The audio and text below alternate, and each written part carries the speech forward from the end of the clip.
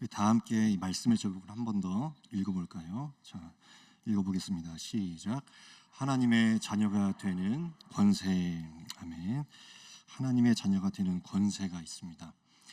우리 빛이신 예수님께서 이 어두운 세상에 오셨을 때에 대부분의 사람들은 그를 알지 못하였습니다. 알아보지도 못했고 또 깨닫지도 못하고 오히려 배척을 했습니다.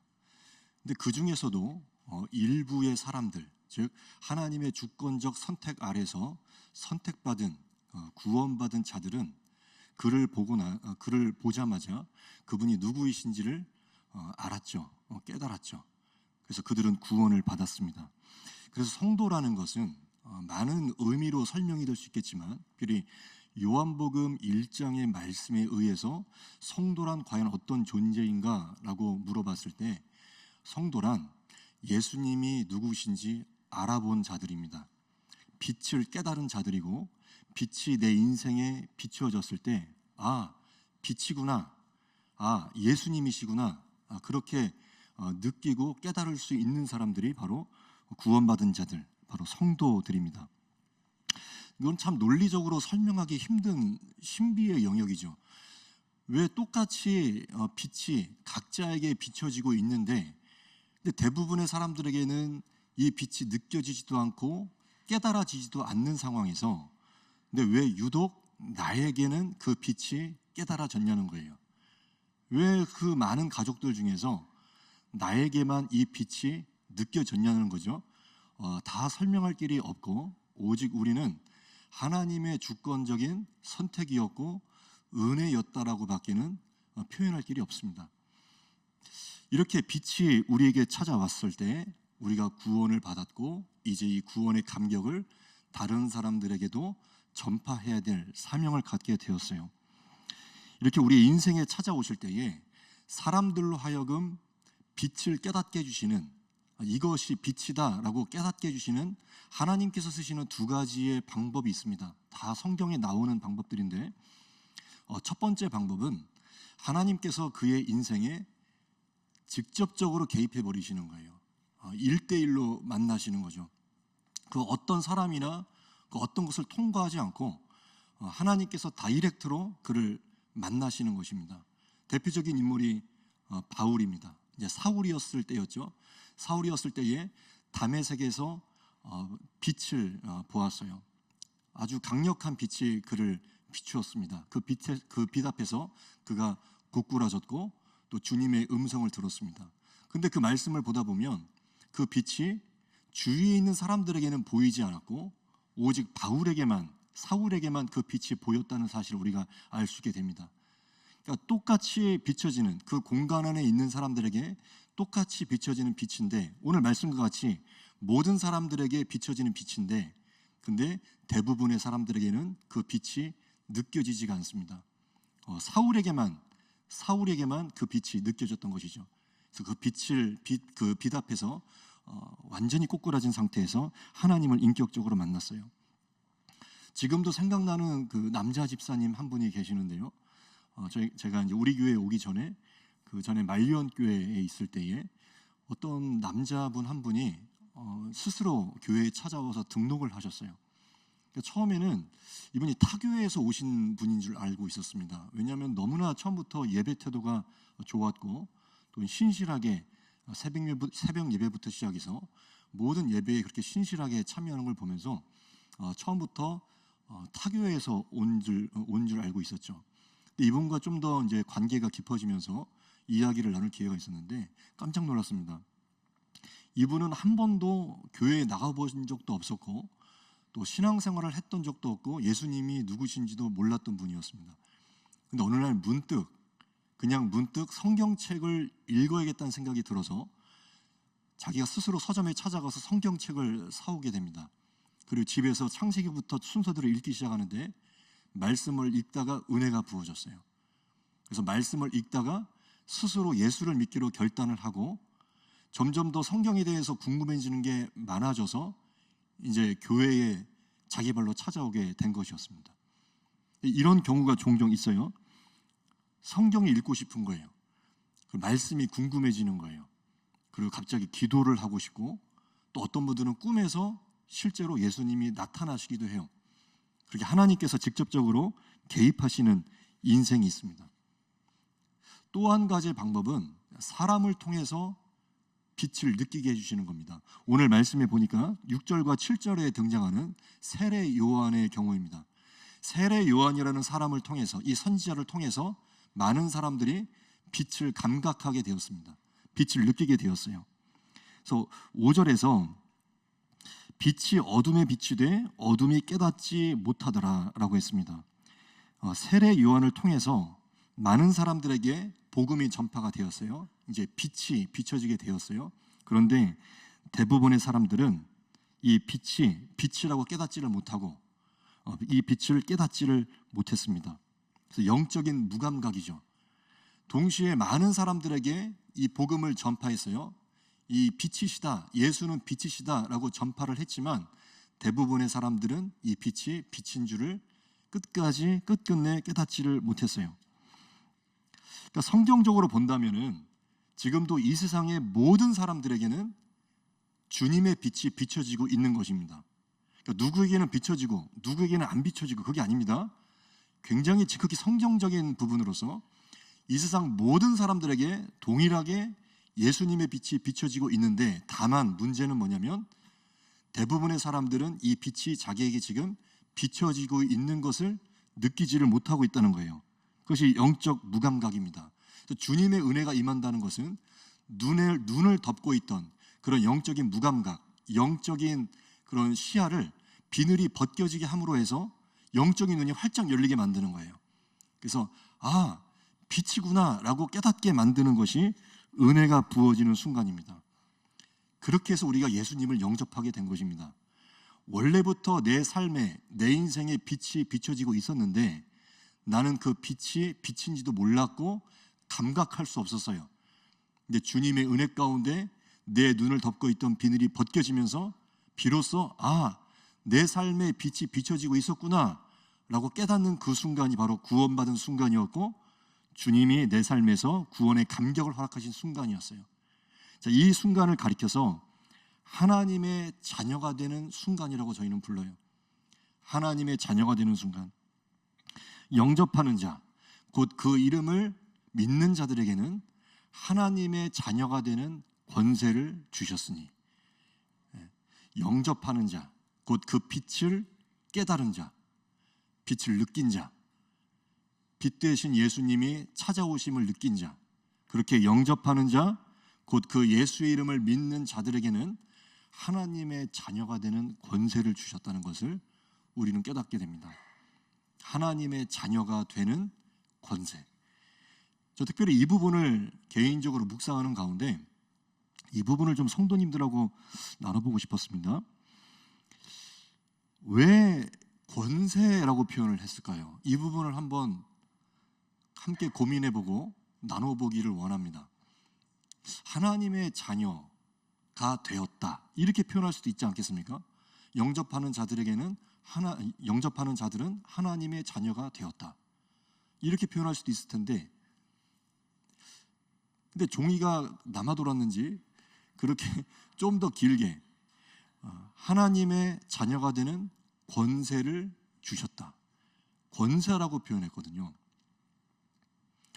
제가 요즘 참 개인적으로 감사한 게 뭐냐면, 뒤에서 이제 교역자들은 맨 뒤에서 이제 지켜보지 않습니까? 여러 가지 상황들을 봐야 되니까. 근데 담임 목사님 설교하실 때 예배 시간에 보면 그렇게 적는 분들이 그렇게 많아요. 메모장에다가 깨알같이 적으시고 또 핸드폰에다가도 이렇게 타이핑하시면서 베레아 성도들을 아십니까? 날마다 성경을 묵상하면서 이 말씀이 이러한가 그러면서 성경을 날마다 상고하고 연구했던 베레아 성도들이 있었습니다. 그 성도들을 생각나게 하는 장면들이 요즘 굉장히 많아요. 그래서 부교역자들로 하여금 설교 준비에 상당히 부담을 느끼게 만드는 그런 성도님들이 좀 굉장히 많아요. 참 좋고 감사해요. 자, 그런 의미에서 같이 한번 고민해 보시죠. 오늘 말씀에서 왜 권세라고 표현을 했을까요? 권세. 그냥 하나님의 자녀가 됐다라고 표현하지 않고 왜 권세라고 표현을 했냐는 거예요. 하나님의 자녀가 됐다고 하는 것은요, 성경 이곳저곳을 찾아보고 또 묵상해 볼수록 자녀가 됐다는 것은 엄청난 사건이기 때문에 그렇습니다. 정말 엄청난 거예요. 하나님의 자녀야. 하나님의 자녀가 됐어. 그럼 그 정도로 끝날 문제가 아니라 하나님의 자녀가 되었다는 것은 정말 엄청난 사실들을 담고 있는 거예요. 그러니까 그냥 자녀가 되었다라고 표현하기에는 너무 밋밋하고 아쉬움이 남아요. 그래서 하나님의 자녀가 된 권세, 권능, 파워를 주셨다라고 권세라고 표현을 한 것입니다. 여기에서 이 권세라는 것은 권리를 포함하기도 해요. 영어 성경 버전에서 어떤 영어 성경에서는 right라고 표현을 했어요. 권리를 주셨다. 하나님 자녀로서의 권리를 주셨다라고도 표현할 수가 있고요. 그리고 하나님 자녀로서의 파워. 여기서는 또 어떤 영어 성경 버전에서는 이 권세를 파워라고도 표현을 했습니다. 즉 하나님의 자녀로서의 힘이 있다는 거예요. 즉 여러 가지를 따지고 봤을 때 하나님의 자녀가 되었다는 것은 하나님 자녀로서의 권리를 갖게 됐고 또 하나님 자녀로서의 능력을 가지게 됐다는 뜻이에요. 그럼 권리를 하면 어떤 권리가 있을까요? 무엇보다 저는 이 권리라고 생각합니다. 기도할 수 있는 권리를 주셨어요. 기도할 수 있는 권리. 엄청난 권리죠. 누가 감히 살아계신 하나님 앞에 기도할 수가 있겠습니까? 예수의 이름을 통과하지 않고는 기도할 수 없는 거예요. 우리에게 기도할 수 있는 권리를 주셨어요. 그리고 응답받을 권리까지 주셨어요. 기도가 그냥 기도로 끝나지 않고 기도하면 그 기도에 대한 응답을 부어주시는 응답받을 권리도 우리에게 주셨어요. 그러면 파워라면 또한 어떤 파워가 있을까요? 하나님 자녀로서의 파워, 어떤 힘이 우리에게 주어진 것일까요? 그것을 하나 언급할 수 있습니다. 마귀와 싸워 이길 수 있는 힘을 주신 거예요. 세상에 많은 사람들은 마귀에게 끌려다닙니다. 아니, 이게 마귀인지도 모르고 그냥 그렇게 끌려다니고 있고 그렇게 지고 있습니다. 그러나 하나님의 자녀들은 권세를 갖게 되어서 마귀가 마귀인지 분별할 수 있는 분별력, 이게 빛인 줄을 알고 분별할 수 있는 분별력. 그래서 영적인 분별력이라면 빛이 빛인 줄 깨닫고 마귀가 마귀인 줄 깨달을 수 있는 것이 그게 영적인 분별력이에요. 세상 사람들은 이게 빛인지 이게 마귀인지 분간하지를 못해요. 근데 하나님 자녀가 된 권세를 가진 성도들은 이게 빛인지를 알고 이게 마귀인지를 알아요. 그게 바로 영적인 분별력이라는 것입니다.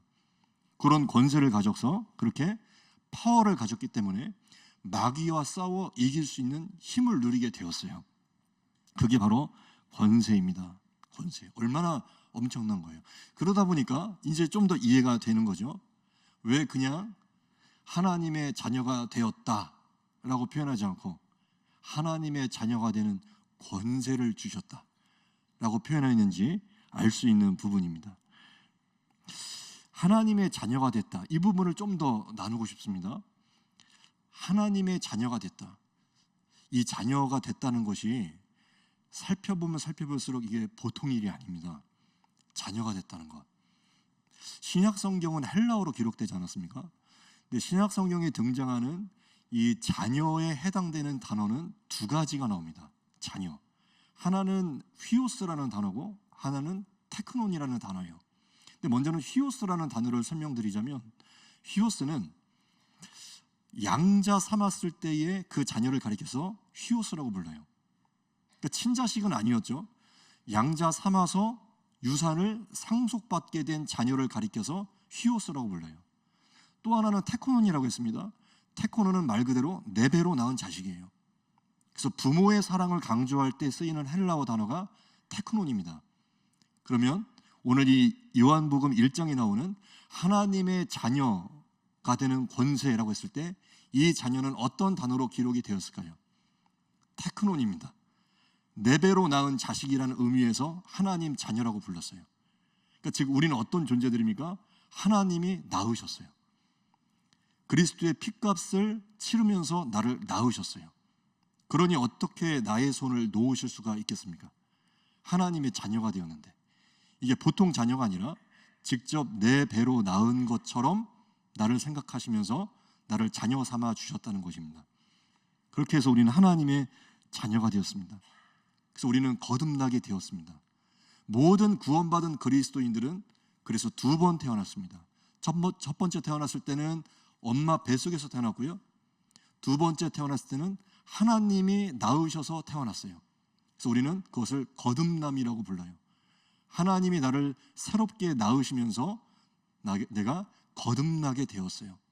영적으로 다시 살게 되었어요.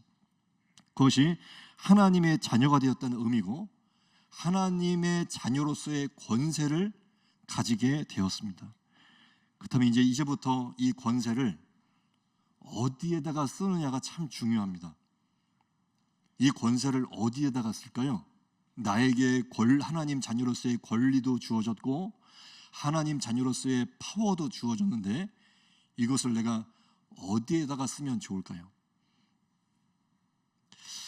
성경을 읽다 보니까 오늘 이 요한복음 1장 말씀이 이 권세라는 단어가 나오는데 이 말씀을 읽다 보니까 에베소서에 나오는 권세하고 또 연결이 되더라고요.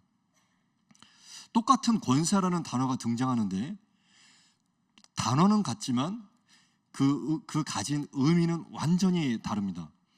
요한복음에 나오는 권세는 하나님 자녀로서의 권세인데 에베소서 2장 2절에 나오는 권세는 그런 의미의 권세가 아니에요. 마귀가 가진 권세를 의미합니다. 앞에 스크린 한번 보겠습니다. 에베소서 2장 2절에 나와 있는 권세를 한번 보겠습니다. 2장 2절 말씀 한번 읽어보겠습니다. 시작. 그때에 너희는 그 가운데서 행하여 이 세상 풍조를 따르고 공중의 권세 잡은 자를 따랐으니 곧 지금 불순종의 아들들 가운데서 역사하는 영이라. 아멘. 권세가 똑같이 나와 있죠. 근데 여기서 말하는 에베소서 2장에서 말하는 권세는 어떤 권세입니까? 공중 잡은 자들, 즉 마귀의 권세입니다. 그러니까 지금도 수많은 사람들은 지금 이 마귀의 권세에 사로잡혀서 이 권세를 따라가고 있다는 거예요. 공중의 권세 잡은 자, 마귀의 세력이 있어요. 마귀의 세력.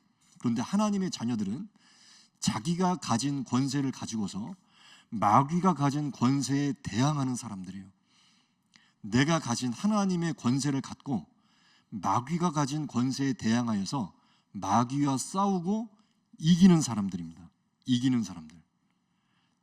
우리 여기 계신 우리 성도님들과 지금 방송을 듣고 계신 성도님들, 영적 싸움 가운데 들어가 있는 성도님들, 이렇게 생각을 하셨으면 좋겠습니다.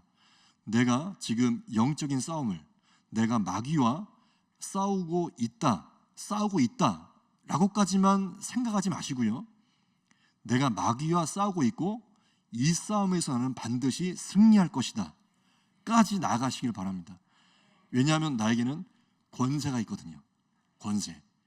그러니까 진짜로 영적 싸움을 치르고 있는 성도들이라면 내가 지금 영적 싸움을 하고 싸우고 있다는 사실만 인지하고 있을 뿐만 아니라 내가 이 싸움에서 반드시 이긴다 라고까지 믿고 있는 자들이 성도들이에요. 이긴다까지 그렇게 믿는 자들이 성도들입니다. 기도하면 할수록 또 눈을 뜨게 되면 될수록 사실은 마귀가 참 요망하고 능력 있는 녀석들이라는 것은 알겠지만 그렇다고 해서 내가 무서워할 존재는 당연히 아니라는 사실 또한 알게 돼요. 너무 마귀를 무서워하지 마세요. 너무 불안해하지 마세요. 이것은 믿음 없는 자들, 하나님의 자녀가 아닌 자들이 하는 그런 고백이고 그런 두려움들입니다. 하나님의 자녀가 된 권세를 가진 자들은요, 마귀 때문에 불안해하지 않습니다. 만만하게 여기는 은혜가 있습니다. 기도하니까 마귀가 떠나가더라. 그 고백이 있는 자들이 구원받은 성도들이에요. 참 별것 아닌 존재라는 것을 알게 돼요. 마귀는 오늘도 수많은 사람들의 마음을 낙심시키고 좌절하게 만들고 죽고 싶게 만드는 요물들입니다. 마귀는 지금도 불순종의 아들들 가운데서 역사하는 영들이에요. 불순종의 아들들, 하나님을 모르는 자들, 더 나아가서 하나님을 대적하는 자들, 그 속에 들어가서 마음껏 역사하는 영이에요. 그리고 동시에 이 마귀의 영은 하나님의 자녀들을 공격하는 영들입니다. 하나님의 자녀들을 공격해요. 근데 하나님 자녀로서의 권세를 가진 성도들은 그 공격 앞에서 두려워하거나 낙심하는 것이 아니라 나는 이 싸움에서 반드시 승리한다 라고 하는 믿음을 갖고서 마귀와 대적하여 싸우기를 자처하는 사람들입니다. 마귀 앞에서 두려움이 없어요. 이 싸움에서 이긴다는 사실을 분명히 믿고 있습니다. 그래서 에베소서 6장 12절로 한번 가봅니다. 에베소서 6장 12절 말씀을 보면 우리의 이 싸움을 잘 설명해 주고 있어요. 6장 12절 말씀 한 목소리로 한번 읽어보겠습니다. 시작. 우리의 씨름은 혈과 육을 상대하는 것이 아니요 통치자들과 권세들과 이 어둠의 세상 주관자들과 하늘에 있는 악의 영들을 상대함이라. 아멘. 이것을 공동번역 성서를 한 번 더 읽어볼까요? 좀 더 와닿는 것 같습니다. 공동번역 성서로 똑같은 말씀을 한 번 더 읽어보겠습니다. 시작. 우리가 대항하여 싸워야 할 원수들은 인간이 아니라 권세와 세력의 악신들과 암흑세계의 지배자들과 하늘의 악령들입니다. 아멘. 저 원수 같은 누구누구라고 하신 주중에 그런 분들이 계시다면 이 오늘 말씀을 통해서 영적인 도전을 한번 받아보시기 바랍니다. 내가 싸워야 될 원수는 인간이 아니라 하늘의 공중 권세 잡은 마귀라고 말씀하십니다.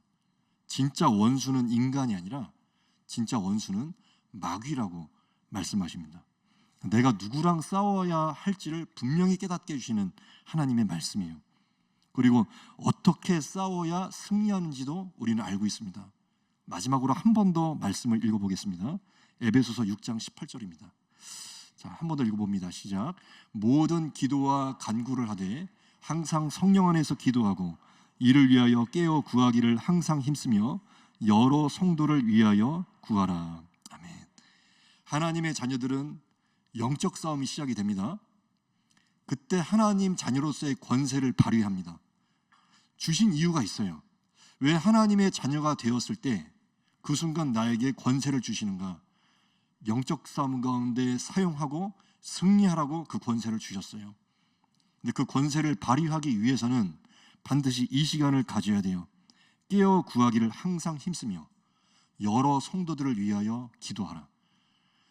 자, 주위를 둘러보면 지금 내 곁에 있는 수많은 성도님들이 영적 싸움을 하고 계시고 때로는 그 영적 싸움을 하고 있는 성도가 홀로 고군분투하고 있다는 것을 보시게 될 겁니다. 그 누구도 혼자서 그 영적 싸움을 하지 않도록 그 성도를 위해서 기도해 주시기를 바랍니다. 중보기도 해주세요. 혼자서 기도하는 일이 없도록, 그래서 합심 기도를 할 수 있도록, 서로의 기도의 삼겹줄을 만들어낼 수 있도록, 절대로 우리가 혼자서 기도하는 일이 없도록 그 성도를 위해서 기도하는 역사가 있기를 바랍니다. 여기까지가 하나님 자녀로서의 권세입니다. 하나님 자녀로서의 권리, 기도할 수 있는 권리, 응답받을 수 있는 권리, 그리고 마귀와 영적 싸움을 치르고 그리고 마귀와의 영적 싸움 가운데 승리할 수 있는 권리, 그리고 그런 힘, 파워, 그런 것들이 다 하나님 자녀로서 누릴 수 있는 권세입니다. 그리고 결단 그 권세를 나만을 위하여서 사용하지 않고 지금 옆에서 그렇게 때로는 홀로 그렇게 외롭게 고군분투하면서 영적 싸움을 벌이고 있는 그 어떤 그 성도를 위해서 함께 기도해 주시기를 바랍니다. 그렇게 해서 마귀와의 영적 싸움 가운데 반드시 함께 승리할 수 있도록, 그래서 한 사람 한 사람을 어둠에서 건지어내는 그런 영적인 사명을 끝까지 세례 요한과 같이 감당해 내시기를 바라겠습니다. 하나님 자녀로서의 권세가 있음을 다시 한번 기억하시면서 이 시간 다 함께 한번 찬양을 하고 또 기도하며 나갔으면 좋겠습니다.